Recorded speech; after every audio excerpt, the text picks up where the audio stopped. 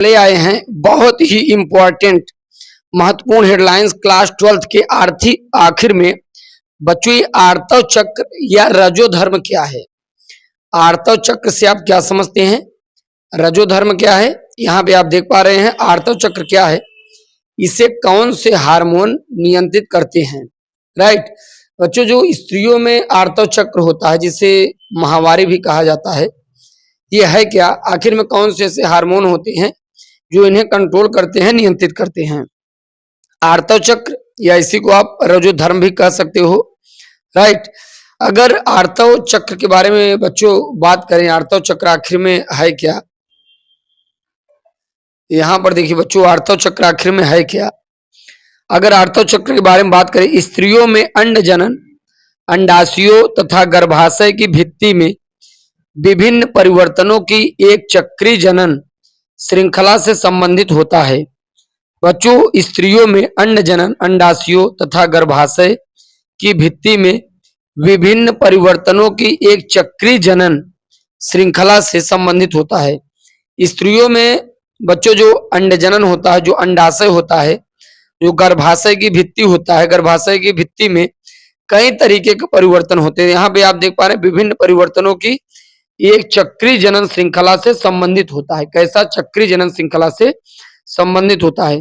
अर्थात जब यौनारंभ प्रारंभ हो चुका होता है, ये परिवर्तन महीने में एक बार दोहराए जाते हैं। बच्चों, ये परिवर्तन केवल महीने में कितनी बार दोहराए जाते हैं? केवल एक बार दोहराए जाते हैं बस।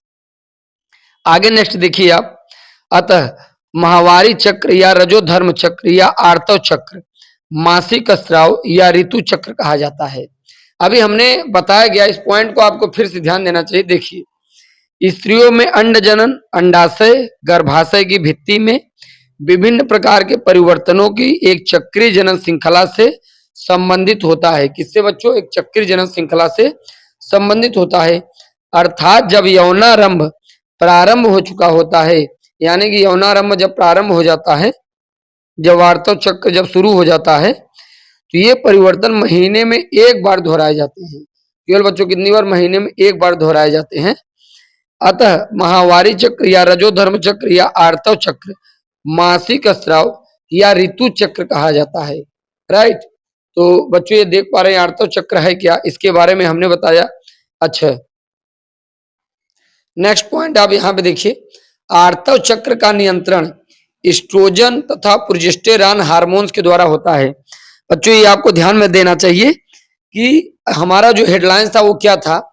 आर्तव चक्र रजो धर्म किस हार्मोन्स के द्वारा नियंत्रित होता है? तो बच्चों हमने बताया कि जो आर्तव चक्र रजो धर्म होता है वो एस्ट्रोजन और प्रोजेस्टेरॉन हार्मोन्स के द्वारा क्या होता है?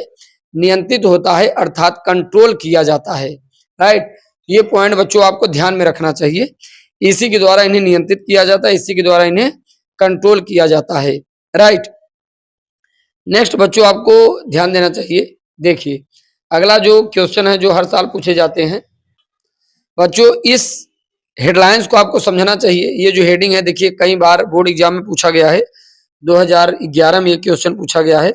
फर्टिलाइजन तथा एंटी फर्टिलाइजन प्रक्रिया पर टिप्पणी दीजिए।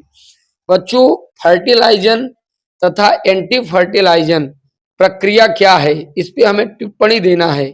फर्टिलाइजन, एंटी फर्टिलाइजन से आप क्या समझते हैं, ये जानना बहुत जरूरी है।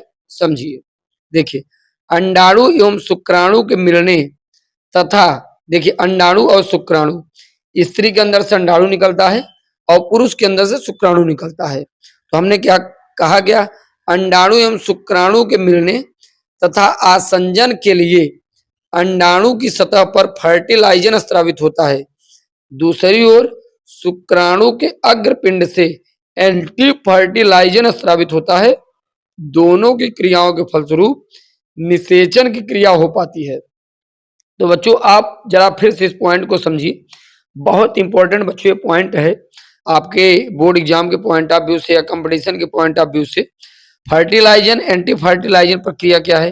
अंडाणु एवं शुक्राणु के मिलने तथा आसंजन के लिए अंडाणु की सतह पर फर्टिलाइजन स्रावित होता है। क्या स्रावित होता है बच्चों? फर्टिलाइजन स्रावित होता है।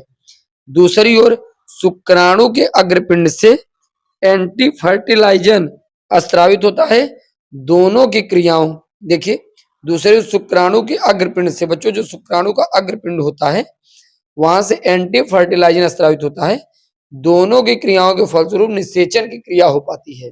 राइट। नेक्स्ट पॉइंट बच्चों आपको ध्यान देना चाहिए, बायोलॉजी की बहुत ही महत्वपूर्ण, उस प्रक्रिया का नाम लिखिए जिसमें ग्राफी पुटक फटकर द्वितीयक अंडक को अंडाशय से मोचित करता है। हमने क्या कहा बच्चों, उस प्रक्रिया का नाम लिखिए, उस प्रक्रिया का नाम लिखिए जिसमें ग्राफी पुटक फटकर द्वितीयक अंडक को अंडाशय से मोचित करता है। आप देख पा रहे हैं बच्चों, ये 2019 या फ्यू पेपर में पूछा गया है। वो है क्या, उस प्रक्रिया का नाम लिखिए जिसमें ग्राफी पुटक फटकर द्वितीयक अंडक को अंडाशय से मोचित करता है। उस प्रक्रिया को अंडोत्सर्ग कहा जाता है। क्या कहा जाता है बच्चों, अंडोत्सर्ग, ओवल्यूशन। राइट, अंडोत्सर्ग कहा जाता है। नेक्स्ट पॉइंट आपको ध्यान देना चाहिए, देखिए नेक्स्ट पॉइंट बच्चों जो है, वृषण के दो कार्य लिखना है, वृषण के दो कार्य लिखना है।